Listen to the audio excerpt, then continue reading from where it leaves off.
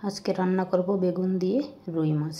তো আমি প্রথমে পরিষ্কার করে মাছগুলো ধুয়ে নিয়ে নিয়েছি। তখন নুন হলুদ মাখিয়ে মাছগুলো আমি ভেজে নেব। কড়াইতে সর্ষের তেল দিয়ে আমি মাছগুলো ভাজা বসিয়ে দিয়েছি। মাছ ভাজা হয়ে গেছে, মাছগুলো আমি তুলে নিচ্ছি। ওই তেলের ভিতরে যে বেগুনগুলো কেটে রেখেছি, দেখো লম্বা লম্বা করে বেগুনগুলো দিয়ে দিয়েছি। নুন হলুদ দিয়ে বেগুনগুলো ভেজে নিচ্ছি। বেগুন ভাজা হয়ে গেছে, বেগুন ভাজাগুলো তুলে নিলাম। ওই তেলের ভিতরে আমি ফোড়নে দিয়ে দিয়েছি গোটা জিরা, শুকনো লঙ্কা, আদা জিরা বাটা, হলুদ গুঁড়ো, টমেটো। টমেটোটা দিয়ে আমি কিছুক্ষণ কষানোর পরে টমেটোটা গলে গেছে, এবার দিয়ে দিয়েছি আমি ধনিয়ার গুঁড়ো।